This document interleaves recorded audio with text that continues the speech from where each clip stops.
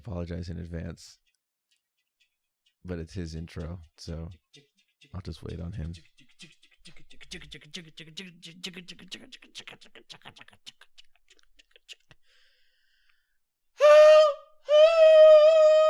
Welcome, everybody, to the Jacob Train. You didn't miss the train.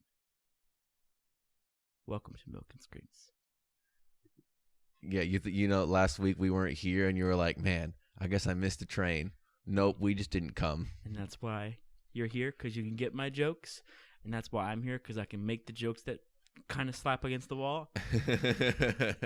Guys, welcome to Milk and Screams. What up? How you guys doing this week? You guys doing okay? Episode 19. We are closing in on that 20th. We're almost legal to drink, bro. If you know what I mean. What does that mean for a podcast, though? What do we get to do as a 21st podcast? I don't know. Because podcasts can't drink. It's just sound. Well, and sometimes video. Which what that probably means is that I'll probably start drinking on the podcast. I think we'll get banned from YouTube. No, people drink on podcasts all the time. Speaking of which, YouTube wouldn't know if you were drinking unless we had a video version actually recording us, which we are getting more and more steps closer toward. Yes, nailed it. Perfect segue. More and more and more and more and more. It's coming. I know we say that every time, but it's coming. Jacob got back from going back home, and we've got these two stands with lighting toward us with the big shades in front of them, which it looks nice on the camera. It does. I was kind of shocked. Yeah, nothing too crazy expensive, nothing too crazy high quality, but, we're just here. Yeah. We're here for the good times. Oh, man, it's going to be good. I'm excited, guys. Also,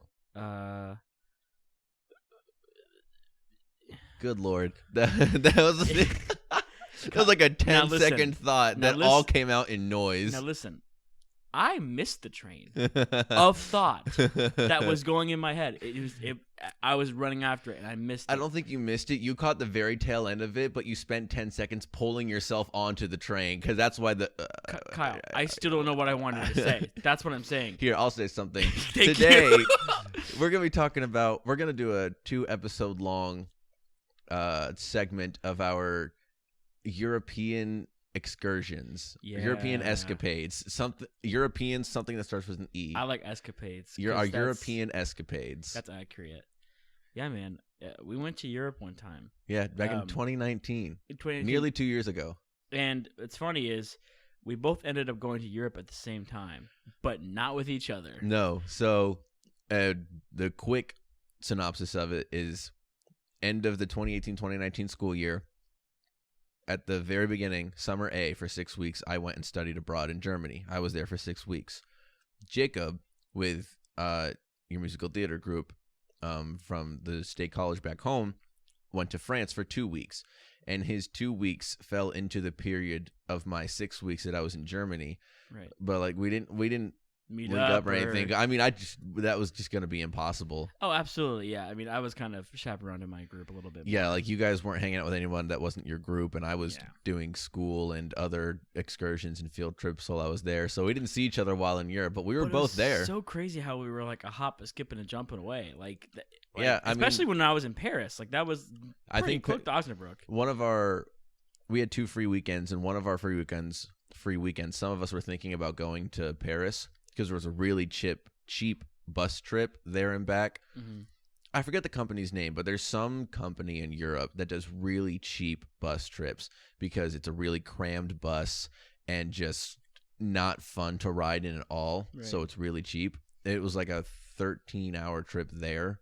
Oh, wow. On bus. Like, it was still pretty long to Paris. Yeah. Because we were in northern Germany. Oh, yeah, I guess that makes sense.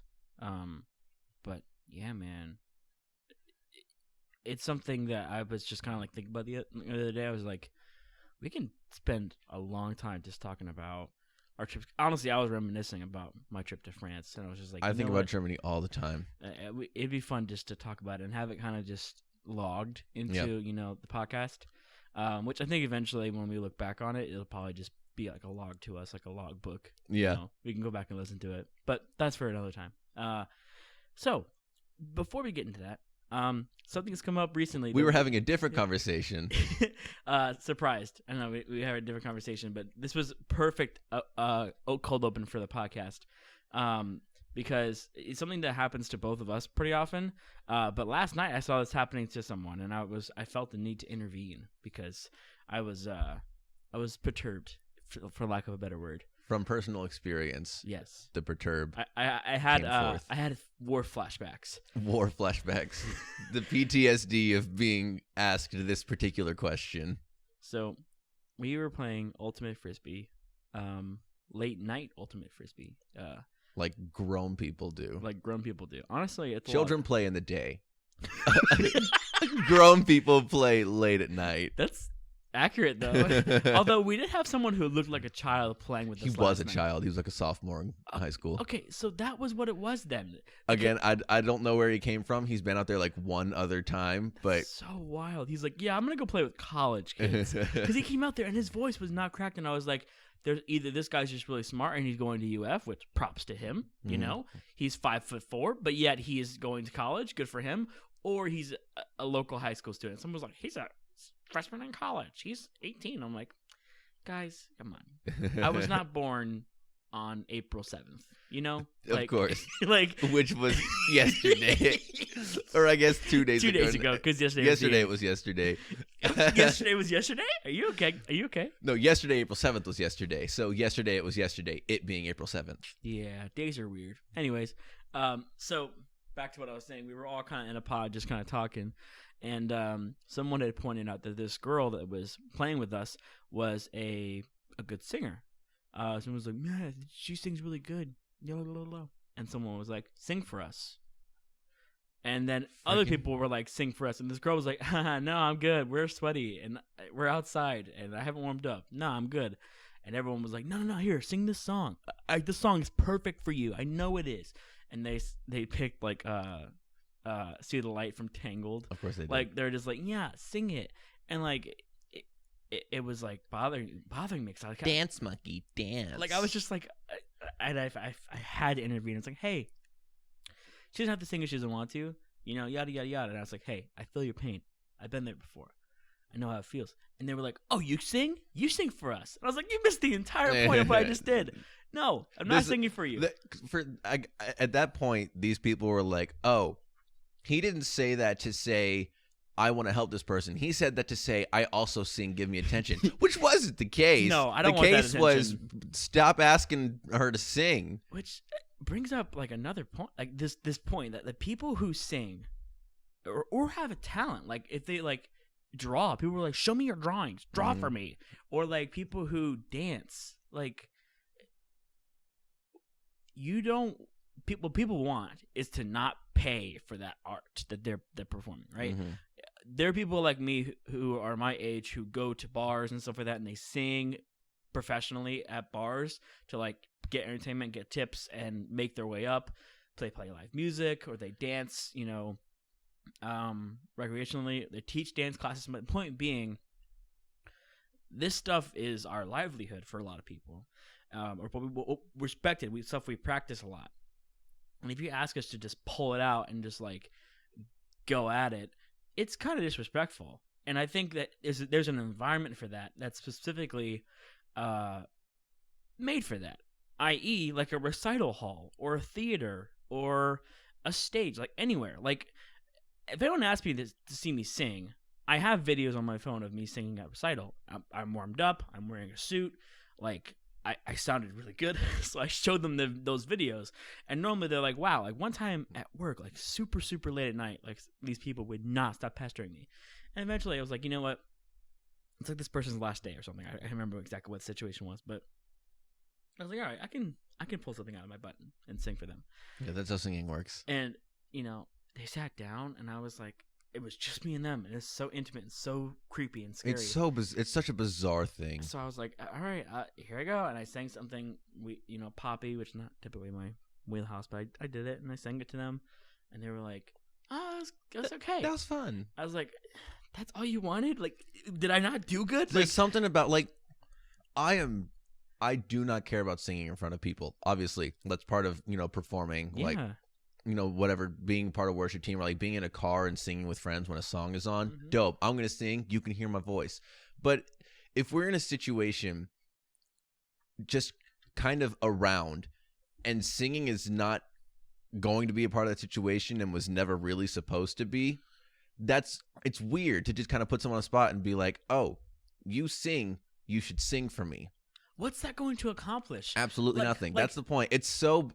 Instead, you should be like, hey, you should come see me lead worship these nights. And that's, or, hey, you should come to my recital of this date. Right. And if they don't want to do that, then they don't want to see you sing. They want to, Or, hey, let's go on a drive and just blast High School Musical and we can sing it together. Yeah. I'm so down for that. I'm not down to just sing in the middle of Flavet Field because you asked me to. It's so dumb.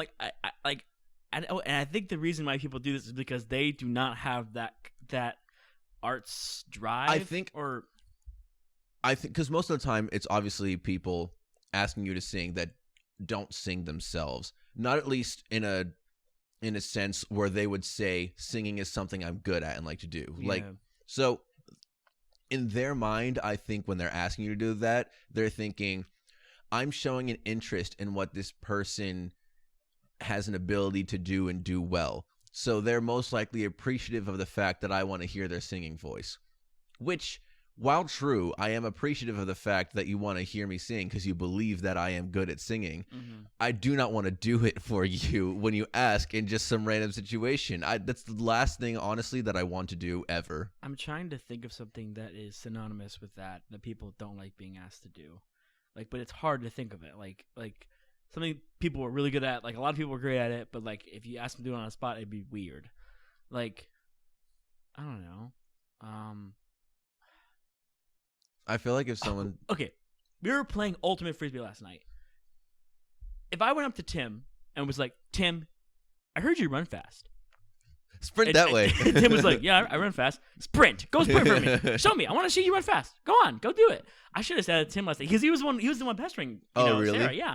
I should have just said, hey, go run. Go run for me. Show me. Run, child. You see how crazy that sounds? That sounds dumb. Why would I ever ask someone to run for me? Yeah, it's a really frustrating thing. Instead, I could have been like, hey, Tim, let's go on a run together. I heard you're really good at running. I'd love to race you or whatever. You know what I mean? That's the kind of, I don't know. I think the singing of it is just it's from the movies, and it's the singer. It's romanticized a bit. And you bring up an interesting point, I think. If right then you were like, hey, Tim, let's race. Together, let's run, right? If in that moment someone was asking Sarah to sing and they were like, I'll sing with you, whatever song it is, because I don't know, maybe we could harmonize or whatever. Is that still weird? Because the racing Tim thing doesn't seem as weird, but the singing together thing still seems weird to me. The racing thing, which is off the top of my head. Right. I'm saying that works because it was together, and I was thinking about the singing together thing, in the car. Right. They even tries to say, hey, we'll all sing together. And I was like, no. Yeah. No, we won't. Okay, yeah. So, that's...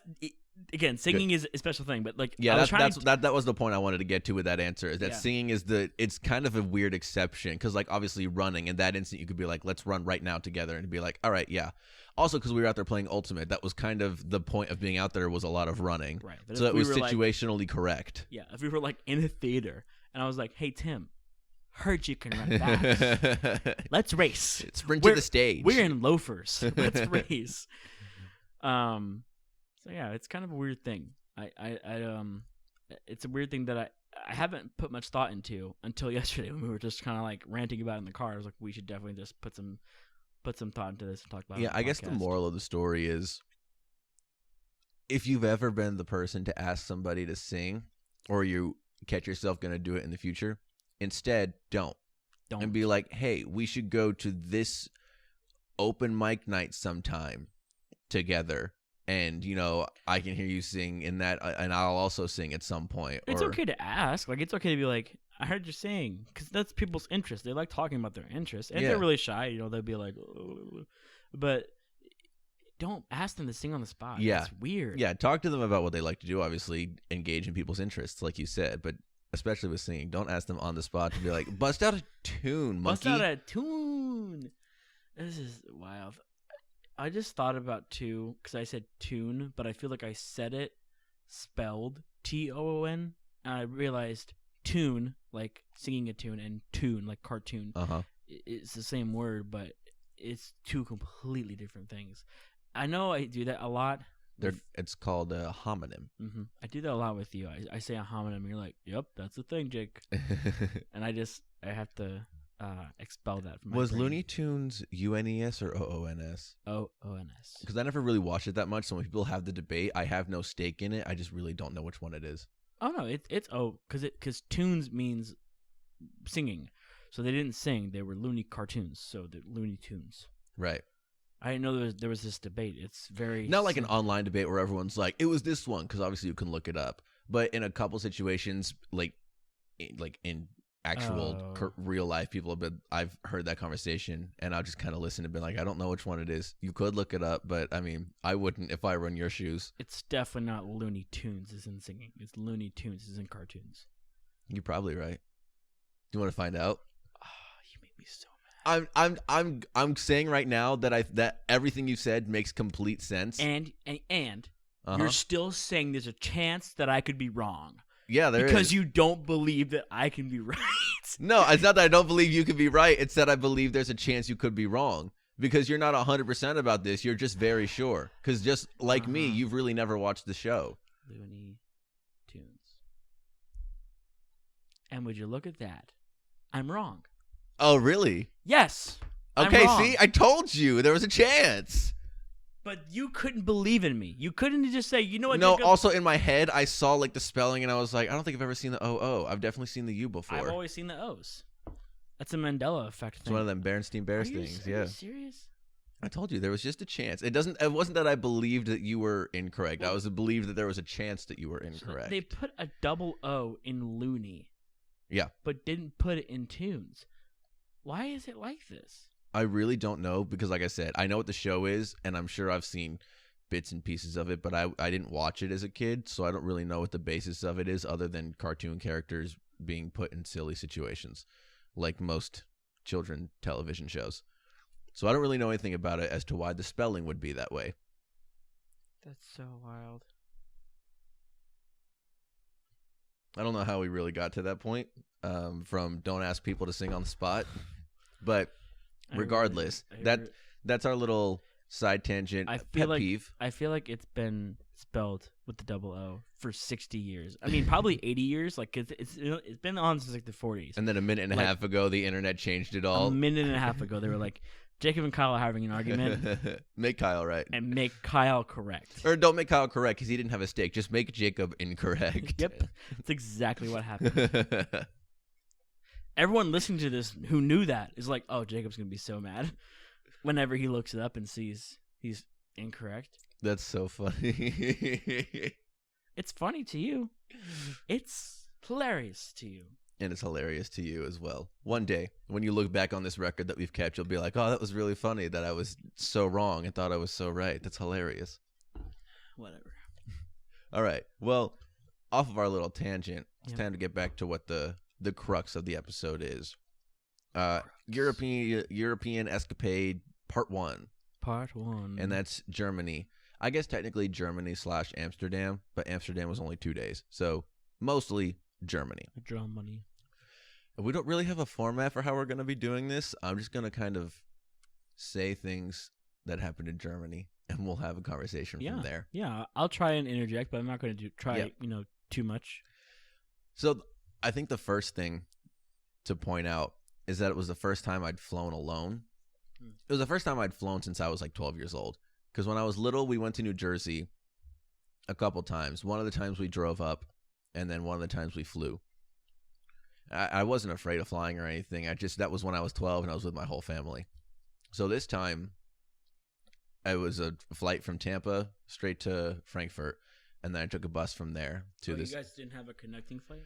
No, I went from Tampa straight to Frankfurt, and then I took a bus from there to Osnabrück because there's not a. Osnabrück was the city we were in. It's a small city. There's not an airport or anything. Did you guys fly out of VPS to go to Tampa? No, it was the last day of classes that semester was May 3rd. and then my flight left May 4th. So I was here in Gainesville, and then the next day, like my mom and uncle came down to help me get some stuff and grab all of my stuff that I wasn't taking and take it back home out of my dorm. And then we drove down to Tampa the next day, and then at 7:30 at night, I got on my flight. Wow. I left for Germany. That was not like my experience. Yeah, it was immediate. Yeah.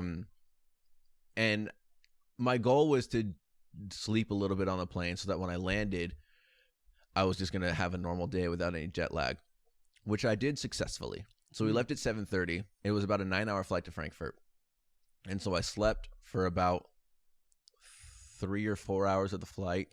So when I woke up on the plane, whatever time zone we were in at that point, it was probably like 6 in the morning, maybe 7 in the morning where I woke up.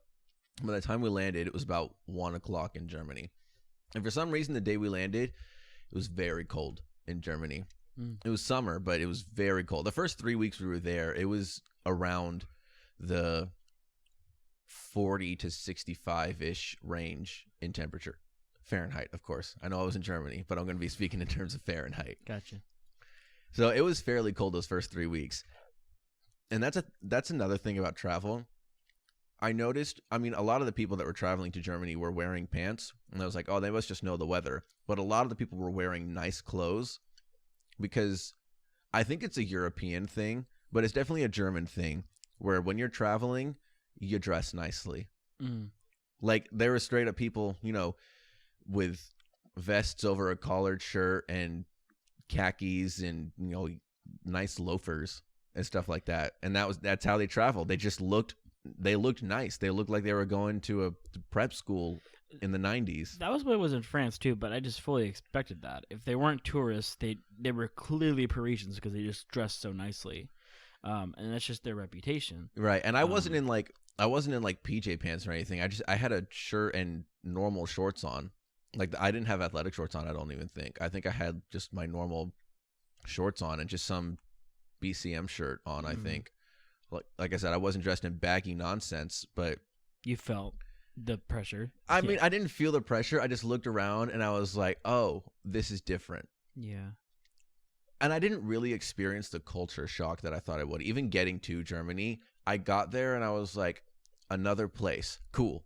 Really? Yeah. I mean, obviously, all the experiences that happened to me were obviously very not American because I wasn't in America. Yeah. So like I was very receptive and appreciative to all of the experiences that were happening, but I didn't have that culture shock that people talk about where they're like a little anxious about it because they don't know what's happening, or they're a little bit like they feel incredibly out of place and a little homesick because they feel out of place. I didn't really have any of that. I think because I was just so excited to be there that anything that happened, I was like, oh, I guess that's the way it is. And I just accepted it and moved on. Yeah. So I didn't really have that culture shock, which I was kind of thankful for. Really? Yeah, because I mean, obviously I missed, you know, being home, but I wasn't homesick. I wasn't homesick at all. I was really glad to not be in America. Yeah. It was the first time I'd been outside of America. I was going to Germany at, how old was I? This is 2019. I'm drawing a blank on my age. I turned 21 after the trip. Yeah, so did I. Because our trip ended like June 14th, and then I turned 21 later that month. Yep. So I was 20 when I was there. Hadn't ever been out of the country before, so I was just really excited to be out. And so I land, and I take the bus into the center of town, and one of the German assistants of the whole group picked us up because it was me and this other guy happened to have the same flight and same bus over there. So she picked us up, and her name was Pia. Really cool. I loved her the entire trip. She was so much fun. All of them were. Her and this guy named Lars were just really fun to be around. And so we get to the house that we're staying in, and some other people have already been there, and they're up napping in their rooms because they're all tired. And so I was just talking to Pia in the kitchen because I wasn't going to go to sleep. I had perfected my sleep schedule on the plane, so I was very awake. It was 1 PM, and I was like ready to take on this German day. And so I'm sitting there talking to her in the kitchen, and at some point, you know, we talk about, she's asking questions about America and about some of the politics in America, and she's like, she starts asking questions like, "Why don't you guys regulate your guns?" And I was like, man, this is a conversation I'm not ready to have with you." It's so funny. I had a very similar conversation with a Frenchman. I'm not even joking. Really? Yeah. What my host parents took me to their son's house, and this guy was so cool. He had an electric car, and he had this shed where he like had a bunch of exotic plants. He grew his own fruit and made his own jams fresh. We ate them for breakfast all the time. It was delicious. Really cool guy. I had this really nice amber ale at his house, but we just, got to conversating. And then he was just like, "So guns, why you guys got them?" And I'm like, "Dude, you're asking me." Dude, it was so bizarre. Yeah. And what's funny too is at the airport and in a lot of the public places, they had armed guards everywhere, like big guns, like not like a shotgun or like a rifle, but it was like a heavy duty military rifle. And they were patrolling, walking around. They were walking above, looking down. I mean, it was really heavily armed. Yeah, the airports and like the Frankfurt airport, just super heavily armed. But yeah, so she's asking that question, and at some point in the obviously we're having this conversation fully in English because that's all I know. Mm-hmm. I had done some Duolingo for German before going there, so I knew some of the basic stuff that I needed to know. Not all of the basics, obviously, but just some little things. But we're having this conversation in English, and somewhere in the conversation, we're talking about the differences between countries, and she was like, I think she asked me, "How many languages do you know?" And I said, like 1.003, because I know some Spanish and German. I don't remember what exactly I said, but she was like, "Oh, I mean, I know German, obviously, because that's where she's from." And she says, "And my Spanish is better than my English." And I was like, "Hey, we've been having a whole conversation in English. You've understood all of the words I've said, and I've used some lengthy words because that's kind of how I talk. And your Spanish is better than that?" And she was like, "Yeah, I'm going to Mexico soon to visit whoever. I forget, family, friends, whatever." And I was like, "You know 3 languages, at least." That's very typical. It was nuts. I'll get into my experience with going to a French elementary school or like middle school when I talk about my trip, but it is staggering how much they know. It's crazy because they start learning English, I believe, in kindergarten. And some of their households start just teaching them in the house beforehand because they already have to know it. Yeah. It's crazy. Wild. And obviously, so wild. We've been learning about this stuff for years, that children are way more, what's the word I'm looking for? Like, they're receptive, and so they learn a different language at a younger age much better. Yeah, I know exactly what you're talking about. I forget the word I'm looking for there, but yeah, so I mean that alone was crazy. But so when we first got there, like I said, it was the beginning of May, and in Germany there's this celebration, especially in the city Osnabrück, called I believe it's called Maiwoche, which is just it's in Osnabrück, at least, it was this 10-day celebration, and the whole celebration was the fact that May is here, and they take like a week and more to celebrate that May is here. And some of them were a little bit surprised to learn that you're not allowed to drink in public in America, because that is German culture. Like, at its core, is what they were telling us, is that when you're celebrating and you're out on the streets, you're drinking, because that's just how it is here. That also kind of just surprises me, because like when I became an adult, I was like, all right, cool, I can kind of just do whatever I want. Like, especially when I became 21, I was like, all right, I can just drink. But you can't just walk around and just drink in public. It's illegal in a lot of places. Yep. It's like, well, why?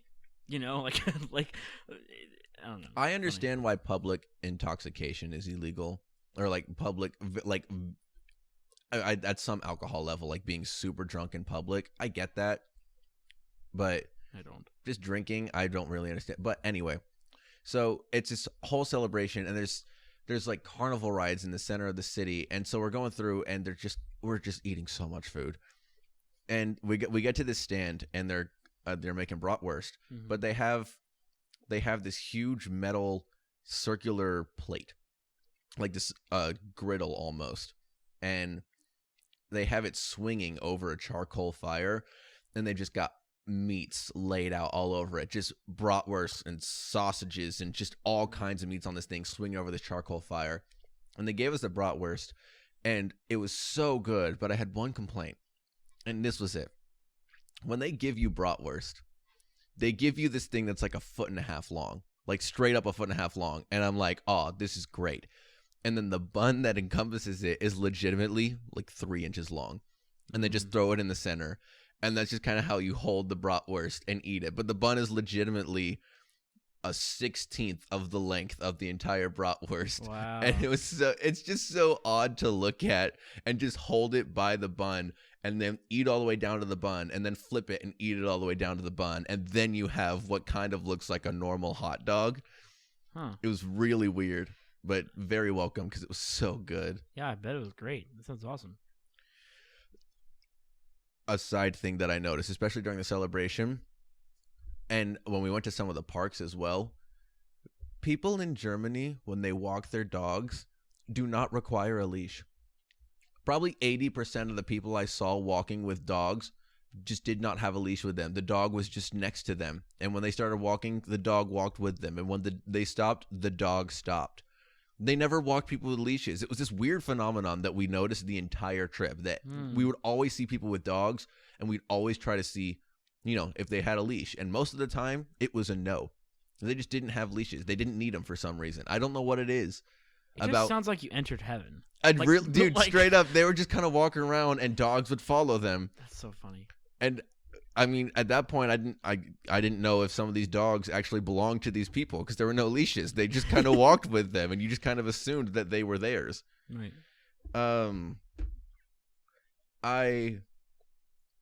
So I guess to go for some of the bigger things we did, we had a couple of trips planned by the people, and we went to Berlin for 4 days. It was I think the first weekend we were there. Indiana Jones went there one time. Well, I was there as well, so I am Indiana Jones, I think. Kyle's Indiana Jones. That's the title of the episode. So we went to Berlin, and my 4 days there, I had this kind of weird experience because I did really well in school. I loved school all the way growing up, and obviously I did a little bit of college before I went and did the study abroad trip. But it was while I was in Germany that I realized how much I didn't know, especially when it came to, I guess I'll call it, significant points in history. Like, I knew that things had happened in history, obviously, but I realized how much I just hadn't learned in school. I did not know how recently the Berlin Wall fell. Yeah. I did not know that it fell in 1989, and then Berlin officially came together in 1990. That's so incredibly recent. The whole Berlin Wall incident is so wild to me, because I actually recently went through and watched some history stuff about the Berlin Wall and just, kind of like the battle for communism and capitalism during that time. And it's such a weird phenomenon that we had this internal strife between classes and between ideologies, and there was never like a shot fired. There was never a stray, there was never a missile fired, like it was just, everyone was like, I'm ready to punch you. And it was really creepy times. And Berlin was such a weird example of that, obviously, because on one side, you had capitalism at its finest. Like, they had strip clubs, and they had, you name it, business was booming. People were making so much money. Yeah, West Berlin was popping. And then on the communistic side, it was just, life as normal. And there was no big flashy buildings or lights or anything like that. Like, it was, it wasn't hell. I don't think it was necessarily that drastic, but it was very different if you lived within a mile of this wall. And people would often pass back and forth between the wall, and then they, banned it. It's a wild story. I say story. It's a wild historical event that happened. Yeah. So there were 2 instances while I was in Germany that I really felt impacted by history. There were 2 of them. One of them pertained to the whole East-West Berlin thing. We were in one of these stations where people would come to be granted access to travel to West Berlin or from West to East Berlin. And So this guide is showing us around and showing us pictures of people in suitcases that people would bring with just really nothing inside of them, and but try to hide things to smuggle over to people on the other side. And at some point we got to one of the stations where you would go in to, get your passport looked at and just kind of be questioned to go through. And she said, does anyone want to volunteer for something that I need? And again, we'd all only been together for about a week, all of us in our group, but we gotten really familiar with each other in that week. So we were all really jokey with each other and kind of we already had a pretty good idea of everyone's personality. And so at that point, everyone, when she asked that, a lot of people kind of looked at me and they were like, this guy will just kind of go do anything. And I had already had my hand raised. So they were like, yeah, Kyle, you go do it. So she brings me over and she brings me into this station, which the whole thing was probably about, I'm going to say 6 feet wide. About 4.5 of those feet were inside of a glass case, and it was where the official was standing to look at you. So you only had about 1.5 feet worth of space to stand and look at the person. So you felt incredibly confined. First of all, there's a slanted mirror above you, and so the person that's determining whether you get to go through or not can look at that and look directly down at you. They're also elevated about 1 foot above you, and so when she stood in there, she was looking so far down at me, and the whole thing was just she put me in there to just show me how incredibly intimidating and scary it was to go in there just to try and have a chance at seeing people on the other side, because I was being seen from all angles, and I was confined and being looked down upon, and it was like I remember standing there and being like, this was a lot of people, but when it was happening in real time, and felt actual fear. I feel a little bit uneasy now, and it's 2019. I'm perfectly fine, but I feel uneasy just being inside of this space. So that was the first time. And the second time, we went to the Jewish memorial. It's this big plaza with just a lot of different concrete slabs that are all different heights, but they're all in rows. They're all in perfect rows and columns, but they're all at different heights. And the plaza is kind of it's sloped a little bit. It goes up and down. It's kind of hilly. And so it's just all these concrete slabs. And in between all of them, again, it's about 1.5 feet worth of space. And the whole idea is just to walk through it silently, because each memorial is just each slab are all just contributions and just kind of memorials to all the Jews who were murdered during the Holocaust. And so you'll be walking through, and you'll see someone kind of walk across a space in front of you, and they're gone in an instant because the spaces are so tight. And a whole lot of the point of the memorial, like when they talk to you about the architecture, is it's close like that. So when you see someone walk in front of you, you realize just how quickly people were leaving during the Holocaust. Like, people are there and then they're gone in an instant because they're taken away. Yeah. And you could round that corner 2 seconds after you saw them and they're not even there anymore. And it's completely sloped, and you start taking turns and you get really disoriented and you don't really have any idea where you are. And until you make it out, you don't know where you've been at that point. And so you walk through there just silently, and there's really nothing to think about other than the incredible amount of lives that were lost during the Holocaust. And so it's just really impactful to go through there and just think about what happened. Mm-hmm. You weren't part of it. You had nothing to do with it. You weren't there to experience the loss and the devastation that people felt, but you still feel like you're feeling those things that people felt just walking through these concrete slabs. It's so interesting. Yeah, it's kind of funny, the timing when we went to Europe, because I believe it was either the 70th or 75th anniversary of D-Day was during those weeks. And I got to visit the beaches of Normandy and the memorial there. I think it was either on the day or like within a day or two, because they were doing preparations for a huge ceremony to honor the people who died on that day, but also the Jews on the Holocaust and stuff like that. But yeah, just not knowing how recent the Berlin Wall was, and obviously Pia speaking at least those 3 languages. I don't remember if she spoke any others, but I remember even learning those 2 things and being like, I feel like I was born in the wrong country. Yeah. Just for the sake of being well-rounded.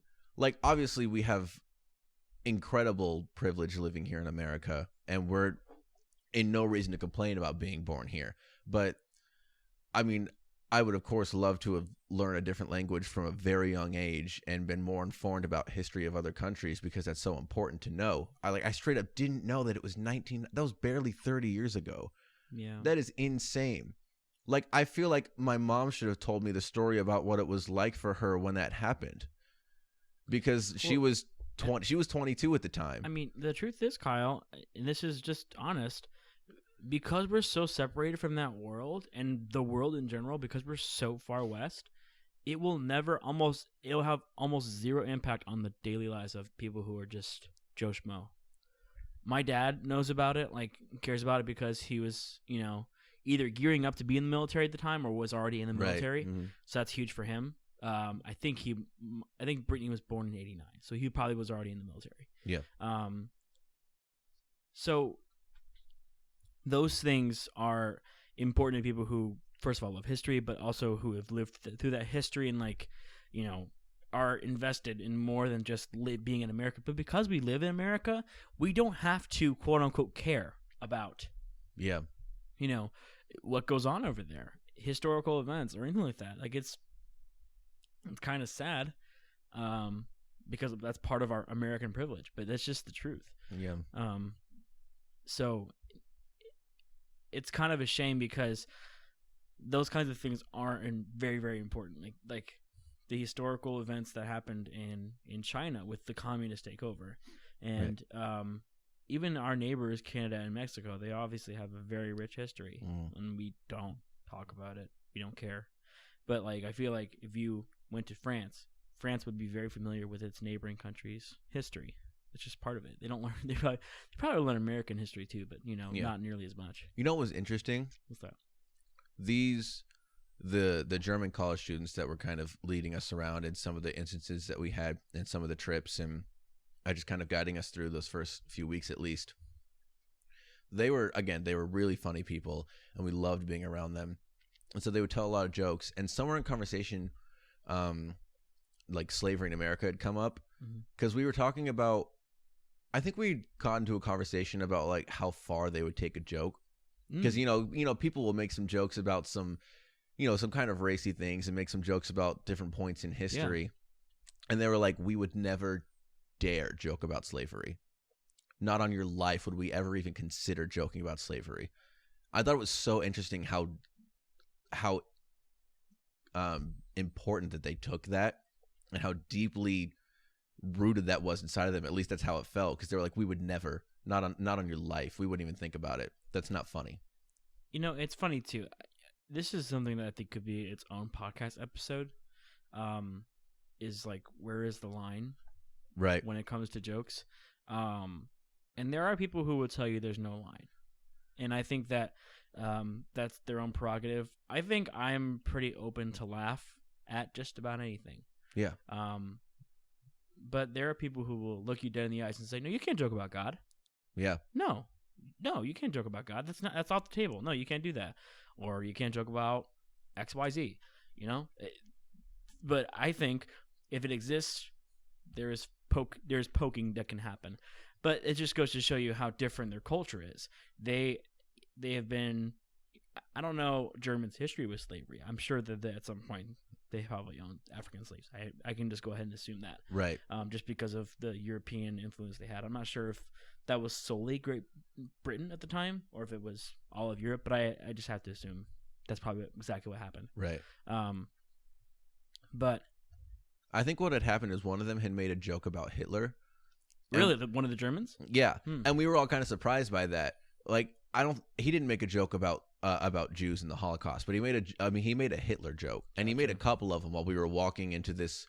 We had gone to this I don't know exactly what to call it, but it was one of those places where you kind of what is the word I'm looking for? You put a harness on and you walk across like from tree to tree. Oh, like a zip lining thing. Kind of like zip lining thing, but not. It wasn't zip lining. It was walking and almost like hiking ropes from close? tree to tree. Yeah, like a ropes course. Yes, that's exactly what it was. So we were walking to and from that because it was like back in the woods across this really beautiful field, which I have so many pictures on my old phone that I still have not restored. I was gonna get to that eventually, but and he had made a couple on the way back, and I think that's how the conversation started because we were just surprised by it, I guess. And he was like, somehow that came up in conversation. He said, no slavery. I'll joke about Hitler all the time, but no slavery. Did you tell him that there are some bonehead Americans that just don't believe Hitler was real? And that I don't think I really had the courage to tell him that some people don't believe the Holocaust happened. I just really didn't. I don't know if it crossed my mind to even say it, but if it had, I wouldn't have said it out loud. I don't think I would have had the courage to say that. Yeah, absolutely incredible. The amount of stupidity. I think. Sorry, but no, sorry. Go on. No, it's just so wild to me that people don't think that happened. But like I was saying, he brings up an interesting point, like just how different we view things. Because I think there are black people who can joke about slavery. And they very often do it. I think it's about who tells it, what's the intention of the joke. All that factors in too, right? So yeah. Berlin, there's the kind of one of their main government buildings is called the Reichstag. And so think of America, think of the White House. Do you get to go there? No. Big old gated off. The Reichstag, you just walk in. They got guards outside. It's like a metal detector, and like, all right, now you can go in. And so you go into the building, and there's this big glass dome at the top, and they have those like radio things that you put earbuds in, and they give you an in-ear walking tour, an audio tour. So you're walking up this ramp of the glass dome, and then somewhere because it's this beautiful glass dome, and there's this big spiral that goes in the glass dome as well. And while you're going through the spiral, you look down, and you can see the seating and it's almost like looking into the Senate. You see the seats where they're actually sitting, and there were people there while we were there doing government things. Wow. And the whole point of it, you can see them through this glass dome, look all the way down. The whole point of it is to show the transparency of the government. Did you see Angela Merkel? I don't believe I saw Angela Merkel. Dang it. But girl power. you could literally straight up see them doing government. And like I said, whole idea was transparency of government, and you get to see everything that we do, kind of thing. Audio tours are really underrated. They're so good. Aren't they great? Loved them. We a lot of the places we did tours had some audio tours, and so we would have earbuds in. We're all hearing the same thing at the same time, from just some audio from automated thing. But some of the places we went, they gave us earbuds, and the lady that was giving us the tour had a microphone. Because there were so many of us, she would be at the front of the group just talking into the microphone instead of yelling at the group. So we would just hear her in our ears talking at a normal level. Yeah, man. It was great. I've had several different audio tours in my life. One of them, only one time have I been to a place in America that had it. Pardon me. I don't think I ever have. It was Eastern State Penitentiary. Which honestly is a very fitting place to have an audio tour because it's an old prison, and it looks like a castle. It's in the middle of Philadelphia, and it's really cool. And the audio tour there is super cool. Every clip ends with a jail cell closing. There are times when you walk through, you hear people in the prison yard shouting at each other. It was just really cool.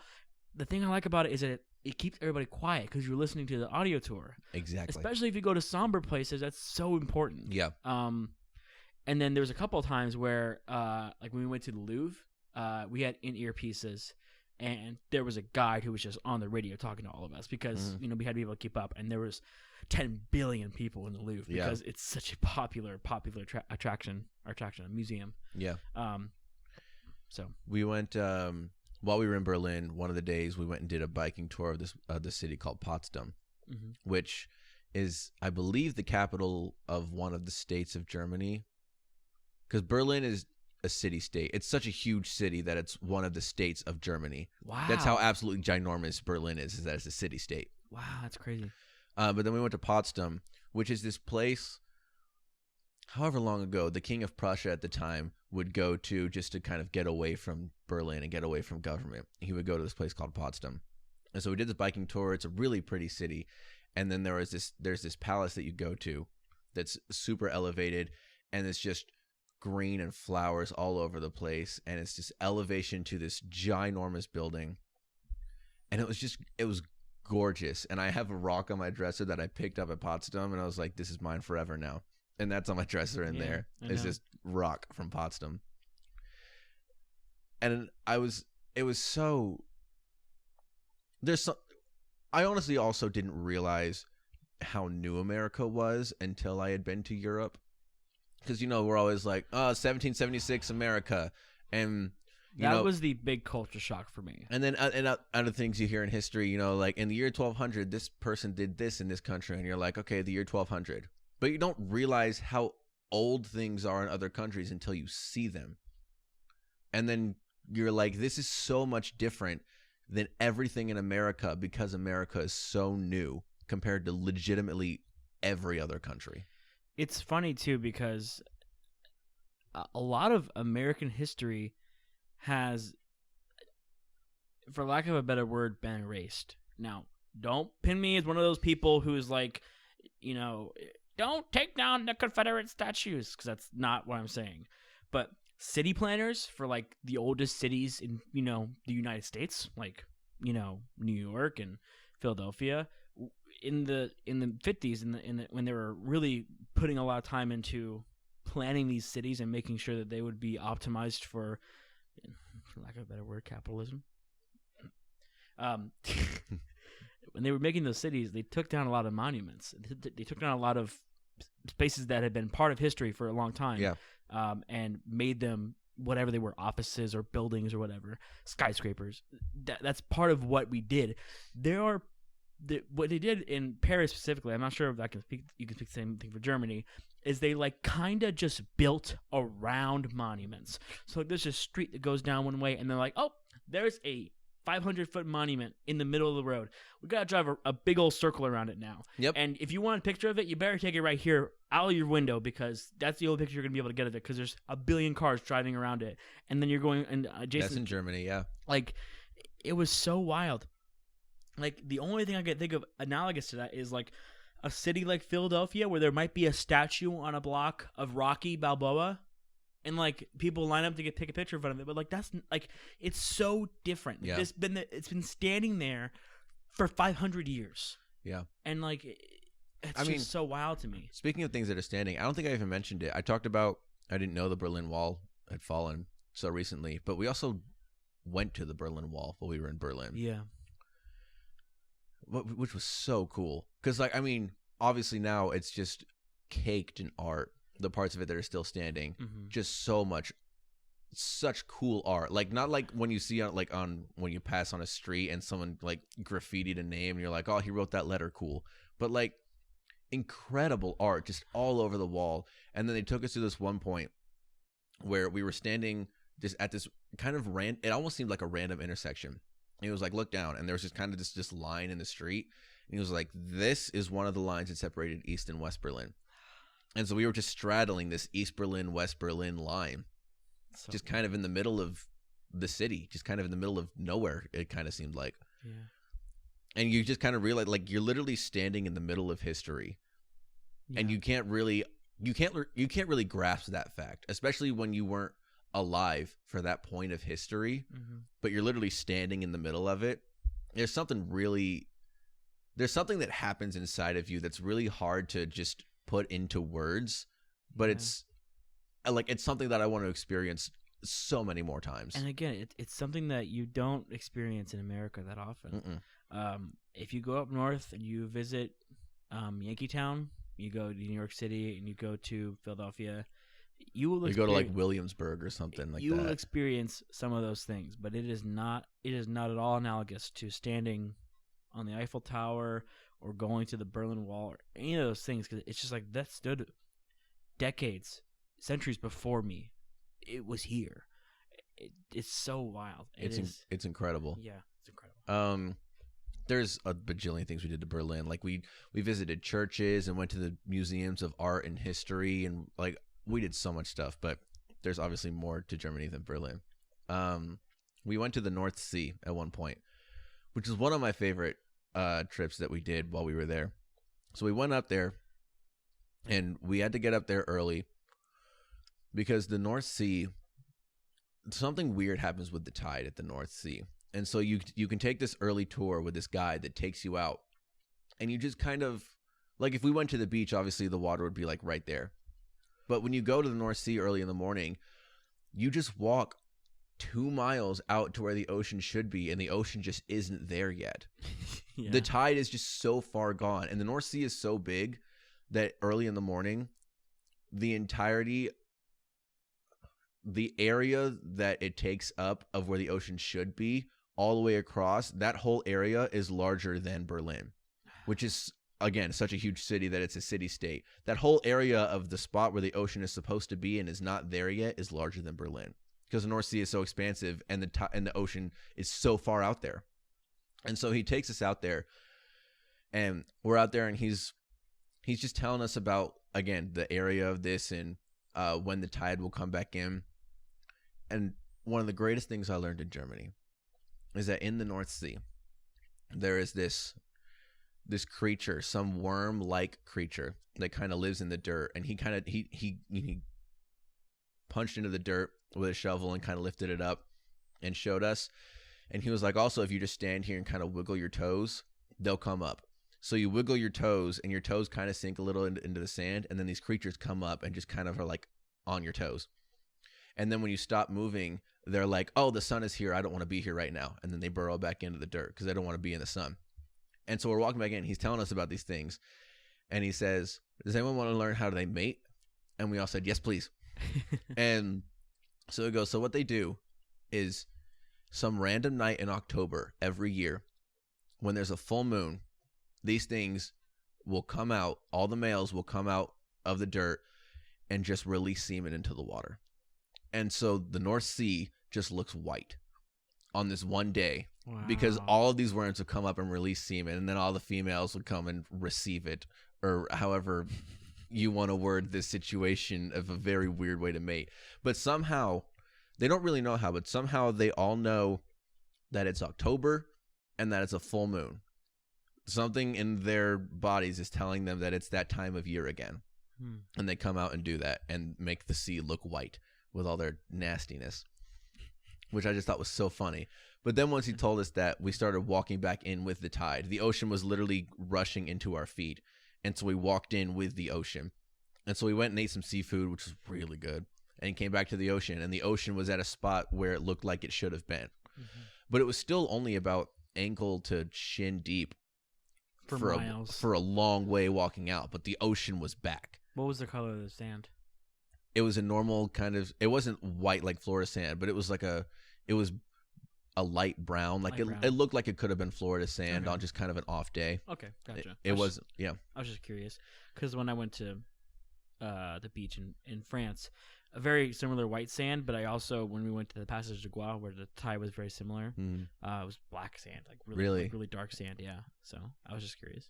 Yeah, it was so interesting. I mean, I loved being at the North Sea. The only problem was that this was the latter half of the trip where it got really hot in Germany, and everyone was kind of surprised, including the Germans that lived there, of how hot it was, because it didn't normally get that hot that early in the summer. So we were burning up. And on the way back, our AC didn't work in the van, and there were like 8 of us in there because we had 2 different vans. And so we were packed in. And on the drive back, there was this car on the side of the road completely engulfed in flames. Like there was this 10-foot high fire just on the side of the road with this car. Oh my gosh! Just engulfed. That was must have been really hot. Yeah, it gets burst into flames on the side of the road. I didn't have a joke for a while, so I was like, I felt the need to make that joke. We had 2 free weekends that they just kind of let us do whatever we want for the weekend. One of them, all of us together went to Amsterdam, which it was a lot of fun, but we didn't get to do a lot of the Amsterdam things because you have to book that stuff weeks in advance if you want to do it, like the Anne Frank House. And I forgot that's in Amsterdam.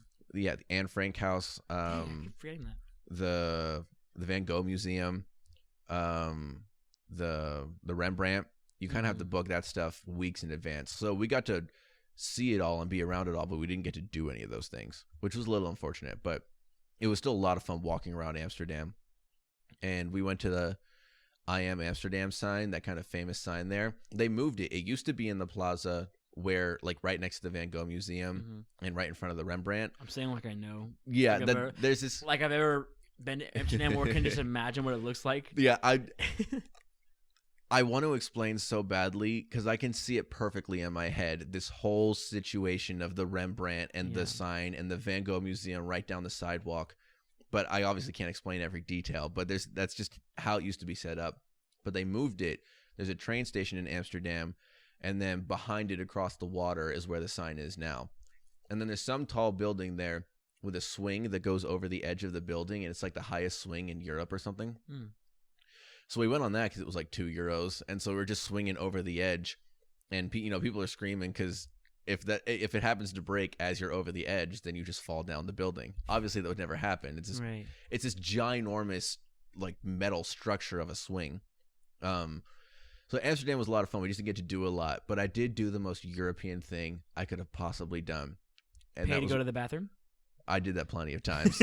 I feel like that's the most European thing to do, but go ahead. The most European thing to do is walk around the streets of Amsterdam and tasting cheese, which is what we did. We were literally for 2-3 hours. We were going from farmer's market to farmer's market and just random streets of Amsterdam. We didn't know where we were. Like, we knew we were in Amsterdam. We had a map, but we were just going up and down streets. And there were farmers markets open, and we walk in, taste cheeses, and walk out and go find more cheese somewhere else. Did you know what kind of cheese you were eating? Yeah, a lot of the time, yeah. There were some cheeses I'd never heard of and cheeses I had heard of. And there was just one that was the best one. It was just called farmer's cheese. I don't know exactly what cheese it is even now, but it was incredible. It was this dark yellow cheese, and it was just so good and so rich. And I would have melted all of it to make a macaroni and cheese dish for myself. It would have been so good. Let's look it up. Farmer's cheese, Amsterdam. I'm just going to look it up and see if I can find it. Go for it. It was the most European thing we could have done. Yeah. And we intentionally avoided the red light district because absolutely not. Well, you guys went there during the day, right? No, I did not go there. No, you guys went to Amsterdam during the day. Yeah. We were there. We were in there. We were at Amsterdam for 2 days. So we were there during night as well, gotcha. But we just didn't go to that side of Amsterdam. You said farmer's cheese, right? Yeah, that's what it was called. Oh, I also forgot when we were in Berlin, there's this thing called a TV tower, and it's like the highest point in Germany. And so we went up to that, and you can just see legitimately miles in all directions because it's this circular tower at the top. Or this circular dome that you go to at the top, and you just kind of walk around. There's also a restaurant a little higher up in the tower that's supposedly really good. We didn't eat there because it was crazy expensive, and we had to pay for all of our own food, even though it was a study abroad trip. We had to pay for food while we were there. Kind of sucks, but it was gorgeous being out there. Some people didn't want to pay to go up to the top, so we found them while we were up there, and I literally couldn't make out who was who. I just knew where they were standing, and we could see them, but they were just, I forget how high it is up to the TV tower, but it's kind of scary because especially like I said, it's a circular dome, so you could just stand on the glass if you wanted to. You're not supposed to walk over this little ledge and stand on the glass, but the glass is right there. And it's just, it's a little nerve-wracking, right? Especially if you're someone that's afraid of heights, which some of the people that went up there were people that were afraid of heights, but they didn't want to miss out on that experience just because of that. Yeah. It was so much fun. Farmer's cheese is a fresh cheese. This isn't like a packaged cheese, but it's a pressed cottage cheese that is slightly more acidic and has a firmer texture thanks to a lower moisture content. So it's like low moisture cottage cheese. Interesting, because I hate cottage cheese. Yeah, that's kind of what I would guess about you, that you would hate cottage cheese. I hate cottage cheese, but that cheese was incredible. It was so good. Farmer cheese. Hold on, I'm just looking up one more thing. Biological. Anyways, keep going. Yeah. So the second free weekend, we kind of split up. Some people went to this place called the Black Forest, which was a little bit south of where we were in Osnabrück. That's cool. And then 4 of us, we went to Cologne, and then we went to Munich, and then we went back. So it was a lot of train rides. Oh, that's the other thing. Trains. Have we talked about trains on this podcast before? I think so, but I'm going to do it right now. Trains. Trains are great. We took a train to Amsterdam and back. Dude, we opened this episode with trains. We freaking love trains. We love trains. Trains are the best, dude. I think Biden recently tweeted something, and it was like, hold on, I have to go find this, because it was something to the effect of, America, or people people do things, and people hadn't done things until someone laid the first track or something, and it was talking about the railroad system. And I want to find it because I remember reading it and it made me so mad because it was like we didn't do things and then we built the railroad system, and I was like, what?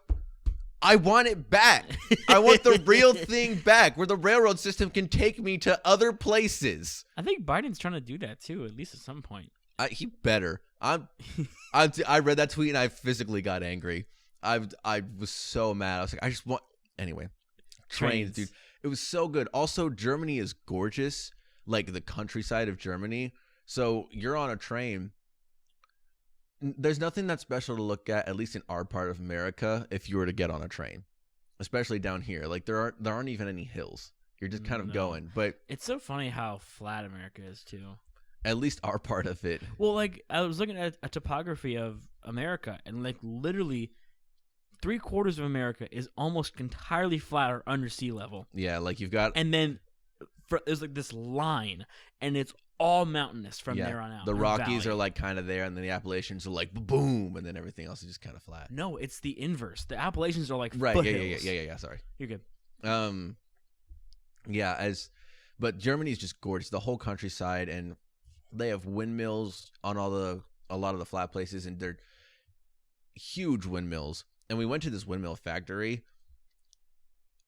You don't know how absolutely ginormous a windmill is until you're standing under it, and then inside of it. Because we went inside of the base of a windmill, and it's absolutely, the base of it is ginormous. Like it's this like 60-foot, 70-foot radius as the base of the windmill. I would have expected more, honestly. I would have expected it to be like 100 yards wide at least. Oh, it's certainly not 100 yards wide. You know, it's definitely not that big. But just how tall it is, it's absolutely insane. You have no idea until you're standing under one. But yeah, so we went to Cologne and then over to Munich, and there's this cathedral in Cologne. And let me tell you, this cathedral, called I want to make sure I get this name right. I'm not going to pronounce it properly, but it's called the Kölner Dome. Kölner? Yeah. It's this cathedral in Cologne. And it is legitimately the most gorgeous thing I've ever seen in my life. That building is incredible. And for the train station where we got off in Cologne, it's in the center of the city. So you walk out of the train station and then boom, cathedral. It's right there. And the hotel that we were staying in, there was, for some reason, this hotel that's right next to the train station or right next to the cathedral was normally like $999 a night, but for some reason we're only gonna be there for one night, and it was like $200 a night. It had got slashed for like some short amount of time, and the 4 of us was like, let's just go there. It's right next to it. Yeah. So we happened to stay there, and there's this bridge you can also take if you take a lesser train station, or just you know what I'm trying to say. Yeah. There's this bridge you cross, and it's one of those bridges that has a lot of locks on it with people, you know, with their relationships and whatever. And there's one side of the bridge, just you can't see the fence at all because of all the locks. Just all of it's covered. On the other side, which I guess is just not frequented at all, had like 10 locks. Like if you looked on the other side of the bridge where there's a walkway, there's just nothing there. But this side of the bridge, just locks and locks and locks. And there was this one lock that was like 3 feet by 3 feet. It was this ginormous piece of garbage. But so you can walk across that bridge. And then when we got to Cologne, it was 10:45 at night, I want to say. And it was still not dark. It was still, the sky was still orange. And the way that cathedral looked when the sky was orange at 10:45 at night, I'm telling you, it was legitimately like the most breathtaking thing I've ever seen. was this cathedral. And then, so the next day we actually went inside of it, which was on a Sunday. So mass was happening. And so we just kind of sat there for a little bit during mass. And then we went to the different things. And I'm surprised they let you in there during mass. Yeah, it's a just walk in and experience mass if you want to kind of thing. Because I know like there are museums that are open, like because we went to them in France. But on Sundays they were closed and they had service, so you weren't allowed to visit. Yeah, they had the service in the cathedral and they had the choir. You just got to sit there and kind of watch it happen. And then a lot of places we went, we also went down to the crypts as well, and that's a very somber experience as well. And then we came back out. And we learned that you could go to the top of the cathedral if you wanted to. Like there was a way to climb the, however many stairs it was, 900 something steps to the top of it. And we were like, let's see how much that is. €2. So we're like, oh yeah, we're 100% doing that. That is a singular coin of money. I feel like if something that historical was in America, and you wanted to climb to the top of it, that was going to be something that cost you like $20 to experience that. Oh yeah, like riding in the Empire State Building is pretty expensive. And you ride an elevator, and it's literally like so incredibly cramped. And yeah, you pay a lot of money for that. Yeah. And it was literally €2. You said you had to walk up the steps, of course, but I mean, you get up there again, breathtaking view of Cologne. Mm-hmm. There's just so much in Europe. And in Germany in general, there's just so much that we did. So that was the main thing about Cologne, was that cathedral, because it was just breathtaking to me. And then after that, we went over to Munich, which I was super excited for, because we had booked a tour of the Bayern Munich stadium, the Allianz Arena, which, of course, you know me, big soccer guy. Big soccer. And Bayern Munich is an incredible German, the best German team in German history ever. They're so good. And so we got to tour that stadium. Which was, I mean, I want to see a professional game at some point, but being in the stadium alone was enough. And then we got to go to their whole trophy room setup that they have with all their, just every single trophy. They have the Germans League and the Champion League trophies and just everything that they have. Just being in a soccer stadium was so cool. The first part of being in Munich was a little bit bad though, because we got to the hotel. And the other two people that were with us, their room had bed bugs. And so they had to switch, and we had to spend the whole day like switching places that we were staying, which was a little annoying. But it was really like the one bug we had of taking trips anywhere. That was really the one biggest hiccup we had. You heard that too? Yeah. I don't know what that was. Yeah. I hope that didn't come through. Oh, it's a dog. Well, that's unfortunate for us. We were worried about these birds tweeting, but they haven't been tweeting at all. Yeah, no, and then a dog started barking. Let's see. Oh, there's this chain restaurant in Europe called Vapiano. It was so good. It was one of these places I never saw that. They give you this empty card when you walk in, and then there are all these different stations of people making like pasta and pizzas and all that kind of stuff. And you order what you want, you scan it at that station, and you eat. And at the end of your dining experience, you bring the card to the cashier, and then they charge you what's on that card. So it was a really interesting way of doing it. So, you don't have to worry about waiters or anything like that. You're just kind of your own waiter walking to a station. That's pretty cool. And they made this carbonara. It was the best pasta I've ever had in my life. Really? It was so good. It had bacon in it, and it just carbonara's great. It was the best pasta I've ever had in my life. I went to Vapiano like 4 times while I was in Germany. It was so good. That's awesome. Let's see. I bought a guitar while I was in Germany. You did? I got there because in the center of the city, there's this waffle place, which was really good. And next to it, there was this guitar center. And the second I saw it, I was like, I really want a guitar from a different country. And then so I got one. Was it like a regular guitar center, or was it like a guitar store, like a local one? It was like a local guitar store. Oh, It wasn't. I thought when you said guitar center, I was like the brand. Yeah, Guitar Center? No. I just mean like it was a center for guitars. Like it was just a guitar shop. And so I got this nylon string guitar. I was gonna be really disappointed in you if you bought like a guitar center guitar from Germany. No, I bought this nylon string guitar, and for some reason in Germany, I was on this whole kick where I would go to bed at like 2 or 1, and I would wake up at 5 a.m. every day. Yeah. And I was thriving the entire time. And so I'd wake up at 5 a.m. and I'd go down to our basement where we were staying, and I would play guitar and I would read and I would work out if I felt like it, which wasn't a lot of the time. One of our guys, Nathan, he was working out every morning as well. But I was just up early and doing stuff, and I would make coffee for other people because they wanted coffee when they woke up. So I played the guitar a lot, and then on the flight back, I had to put it in bulk packaging, and then it got lost on the way back here. And so they had to drive it to me where I was staying in Orlando after they got it back. It was a whole thing. That's wild. I didn't know about that. Yeah. I bought a guitar in Germany, which in hindsight, I literally did not give 1 ounce of thought to how I was going to get it back to America. I just knew that I was going to buy a guitar. I didn't give an ounce of thought to how I was bringing it back. I just wanted it, and so I got it. Yeah. It worked itself out, but that was...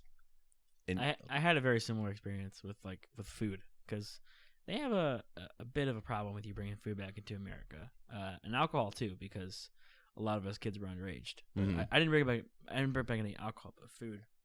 Yeah, I had a bit of an issue with that. When we, I guess this will be the wrap up to all of my story time. For real? Yeah. So, wow. Again, there's so much that I could talk about, but we're already like an hour 15. I don't want to go for too long. My voice is already starting to hurt because I've been doing the bulk of the conversation. Yeah. I'm sure things will come up as future episodes come out, just in conversation. Yeah. But so we're coming on the way back, and 4 of us happened to have the same flight. We had different seats because, we all booked our flights before the trip. Like, we didn't know each other beforehand. Mm-hmm. Actually, they had all met each other. I hadn't met any of them. There was one day where it was like, you were the people going on this trip. This Wednesday at this time, we're going to have this meeting just so you can all meet each other. I wasn't able to go because I had a class. It was when I was in DML, and my lab was Wednesdays during that time, so I couldn't meet any of them. And then at some point during the trip, someone was like, Kyle, you weren't at that meeting, were you? And I was like, no.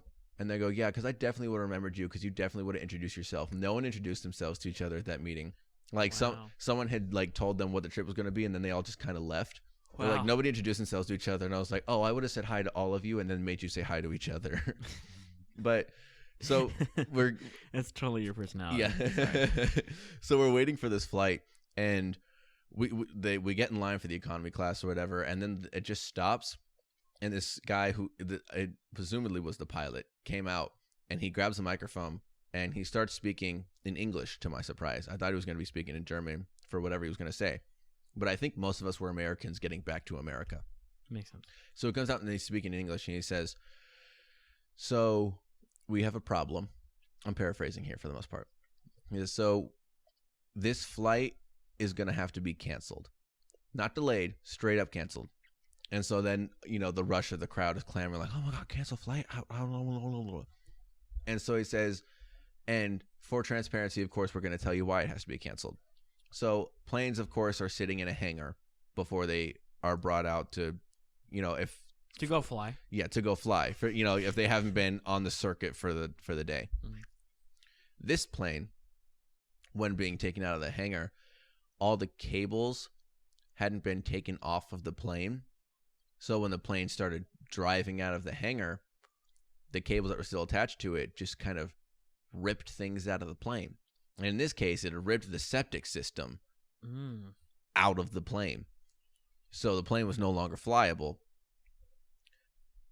And I guess as a side tangent, I don't know how integral the septic system is to the flight of the plane. Obviously, no one would be able to use the restroom on the plane. Flight, yeah. But I don't know if you could rip that off and the plane could still fly. I don't know how it works. Probably not. I think it could still literally fly, but they were not going to make you sit on an 8-hour flight without going to the bathroom. So flight got canceled, and I knew when I was coming back, my family was immediately going to Disney for 6 days or like 7 days or something. I wasn't getting any rest when I was getting back. So we're trying to figure out how to get a flight, and one of our friends, Chloe, her dad was like, there's one tomorrow at the same time as this flight would have been to Orlando. And I was like, that's great. My family's already in Orlando. They don't even have to make a big drive to Tampa now. Mm-hmm. They can just stay where they are and come get me. So we were all fine with Orlando. So we get put up in a hotel that night, and I forget, it was a really good dinner at that hotel. It was really nice food. And then the next day we wake up, and this is the one gripe I had with Germany, was breakfast. Breakfast in Germany sucked. Really? It was all stale bread and cold meats. You'd wake up, especially in the hostels that we were staying in, all that's there for breakfast is, like I said, cold circular deli meat that's not that great, and just kind of stale white bread. Wow. And maybe some butter if you were lucky. Like, that's surprising. Breakfast was awful. I hated it. As a connoisseur of American breakfast, I love American breakfast. I love American breakfast. French breakfast was Dude, incredible. I don't know how I'm gonna fit all the stuff I did in France. That's what I'm saying. I've literally left out 98% of the things that we did. Maybe we should just do a part 2. Like I had, just spread it out into four podcasts. I have not talked at all about the fact that I was doing school there. Yeah, this has all been the trips and the different places that we went to. I think we just gotta make this into each 2 parts, because honestly, I've been thinking about. I know I've been paying attention to you. I'm not like saying I'm not paying attention, but I've been thinking about things I'm gonna have to leave out, and I'm like, no, I can't leave that out. It's so important. I know. I want to talk about so many different stories about the schooling part. No. Anyway, part 2 is definitely. But at some point in the future, yeah, we won't do it immediately. Okay. I don't think. Well, if it's gonna be week by week, it makes sense to do it back to back. We'll talk about it later. Anyway, later. What was I talking about? You're talking about your German breakfast, right? Yeah. So, I hated German breakfast. So we wake up the next day after our flight's been canceled, and we're getting breakfast and just kind of scrounging stuff up because none of us really liked it that much. I don't like cold meat in the morning. Yeah. Cold meat at lunch is fine. I love a good turkey, chicken, cheese sandwich. That's great. But so we're eating breakfast, and we go back up to the whole spread that they've got laid out. And the way that was set up, all our tables and our seating area was at one spot, and then directly to just imagine you're looking at that, and then directly to the right is the whole breakfast spread that they've got set up. And there's this big partition that goes up to the ceiling, and then that's the counter is there with food. And there's space on both parts of the partition that just goes to a different part of the building. So we go back up there, and we go to the other side of the partition because I think we'd seen some other people go around there to grab butter or something, and we were like, oh, we need that. And on the other side was pancakes and eggs and bacon and sausage, and they were just catering to us Americans, and we were ecstatic. Oh, you still had time to eat? So happy. Oh, we had so much time to eat. It was early in the morning, and we were so happy. We were like, oh my God, food, real food, correct breakfast food. That's so funny. And so we're grabbing eggs and bacon and sausage and pancakes and just gorging ourselves. And if I had to guess, on each strip of bacon was probably about 1.5 shakers worth of salt on each strip of bacon. I'm telling you, it was the saltiest bacon. Wow. Nay, the saltiest food I've ever eaten in my entire life. And I didn't realize it until 12 pieces of bacon in, just because I was just vacuuming all of the food. And then at some point I was like, that's pretty salty. And then I took a bite of bacon and actually paid attention to the bite that I was taking. And I tasted how much salt was on there. And I didn't care, and I ate 10 more pieces of bacon. Oh man. So we get on the flight, and later on, and the flight was, like I said, 2 p.m. And by the time we're gonna land in Orlando, it's only gonna be 6 p.m. Orlando time. So we could sleep on the flight, but then we'd have jet lag, and I wanted to circumvent jet lag. So we just decided that we were gonna watch movies until the flight ended without sleeping. So I watched 4 movies straight in a row. Did you sit with your friends? Yeah. When we were able to set up the new flight, we were able to get the 4 seats in the center of the plane because there were 4 of us on the same flight. So I forget what I watched on the way back. I know I watched Aquaman, which I hadn't seen yet. I watched Mary Poppins Returns, which I hadn't seen yet. Did you watch Snowpiercer on the plane? No. Oh. No, that was not on the plane. I do not remember Shawshank Redemption we watched. I had seen that before, but I just loved that movie, and they wanted to watch it. And I forget what the 4th movie was, but we watched all these movies, and then we landed, and then I had the whole fiasco of my guitar not showing up and trying to find my suitcase and, the typical travel stuff. So we get back to the house that we're staying in Orlando with my family for the next 7 days for Disney, And I was like, okay, it's 6 o'clock now. I'll probably go to bed at like 9, and I'll be fine for the rest of the week. And then I just was not tired ever. For some reason, I just was not tired. And so I stayed up with my siblings, and in the house we were in, there was not ping pong. There was a air hockey table and a foosball table, I think, in the game room of the house. And then I was up till 2 a.m. with them playing games in the game room because I just was not tired. And then I did all of my Disney things. And then once we finally got back home, then I slept for a decent bit for me. I one of the days I went to bed at like 8 o'clock, and then I woke up at 8 o'clock. 12 hours is a long time for me to sleep. I was great. I was so excited to see you when we got back. Really? Yeah. Do you not remember that? I came right to your house like when you came back from Disney. Oh yeah, I guess that's true. And I was like, "How was your trip?" I want to talk about my trip, and like we just sat down and we just expelled. Yeah, we were in my kitchen for probably 2 hours. Oh, way more. And than my mom walked in and she was like, "Well, I guess you'll tell me about your trip one of these days." I was like, "I just got back. Look, here are all the pictures that I showed you while I was in Orlando." We did for a week in Disney. She didn't ask. We talked about it quite extensively. Okay, good. But like we didn't have just a sit down conversation of like point to point to point of what I did, because that felt like a little much, unless it was a podcast, in which case it's not a little much. No, I really hope you guys enjoyed it because I did. I like hearing about your story. And this is what I actually want to end with. It's just kind of a theoretical question, which would be, would I go back? And if travel was unlimited, right? Like if I could just if I knew that at some point I would travel to all the places, obviously I would go back. But because I don't know how much I will travel in my life and how many opportunities to travel I will have, I don't know if I will go back. I would love to go back. I don't know if I will. It depends on how much I get to travel and how many different places I get to see. I was going to make this a feature app, which is like, if we could travel together, no restrictions, where would we go? Oh, then that's a different episode. Yeah. We can figure that, because there's plenty of answers to that. Yeah.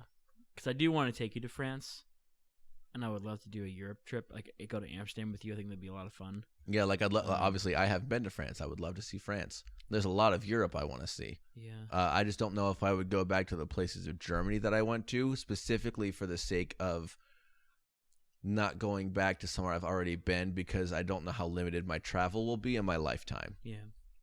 I loved Osnabrück, which I didn't even talk that much about the city I stayed in, which was Osnabrück. It was a small town, and I loved it there. It was an easy bus system. We were right next to the university that we were doing our classes in.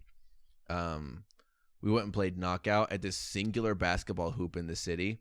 There was one singular basketball hoop in the city, and it wasn't even a basketball court. It was at this park in grass. There was like this 5-yard by 2-yard concrete slab in front of the hoop, and then just a bunch of grass.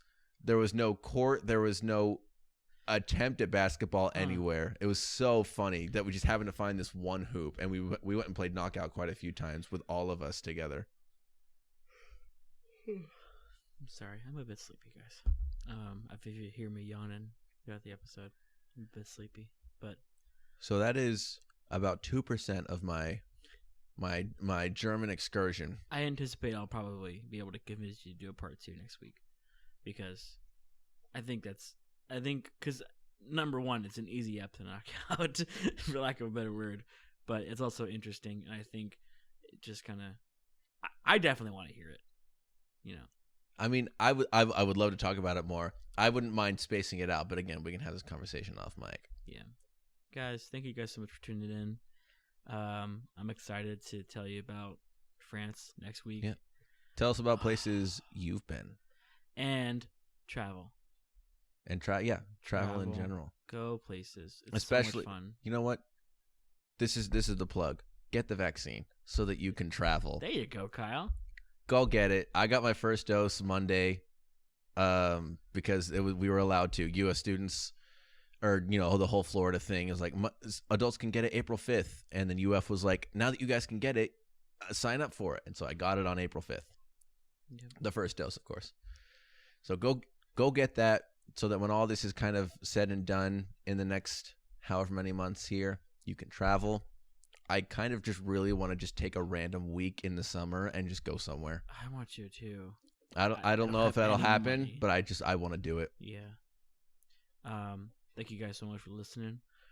We'll see you next week. Later, skater. We'll see you in France next week. In France. Au revoir.